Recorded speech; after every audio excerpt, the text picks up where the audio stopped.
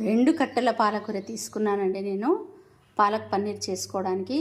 పాలకూర దేనితోటి వాడుకున్నా మనకి షుగర్ తగ్గిస్తుందండి. ఎప్పుడు తరచుగా వాడుతూ ఉండాలి పాలకూర.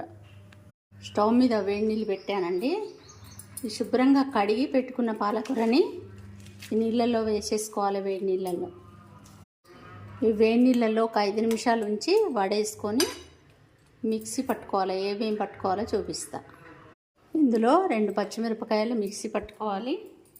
ఈ పాలకూరని కూడా మిక్సీ పట్టుకోవాలి. ఫ్రెష్గా ఉన్న కొత్తిమీరని కూడా ఇందులో వేసి ఇప్పుడు ఇది మిక్సీ పడదాం. స్టవ్ మీద ప్యాన్ పెట్టానండి. 1 స్పూను ఆయిల్ వేసి జీలకర్ర ఆవాలు వేసాను.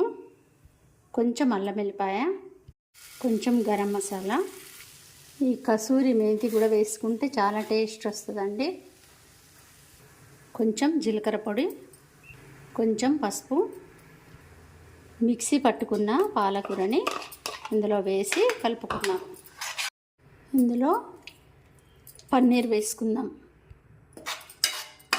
కలుపుకున్న తర్వాత ఇందులో ఉప్పు, కొంచెం కారం వేసుకుందాం. తగినంత ఉప్పు, మిర్చి వేసుకున్నాం కదండి, కొంచెం కారం వేసుకుందాం టేస్ట్కి. కొంచెం ధనియాల పొడి, కొంచెం కరివేపాకు వేసి కలుపుదాం. కలుపుకొని మూత పెట్టి ఉడికిద్దాం కాసేపు.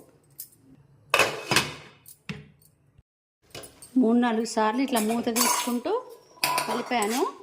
దగ్గరికి వచ్చేసింది, మంచిగా ఉడికింది. దింపుకోవడమే, రెడీ అయిపోయింది పాలక్ పన్నీర్.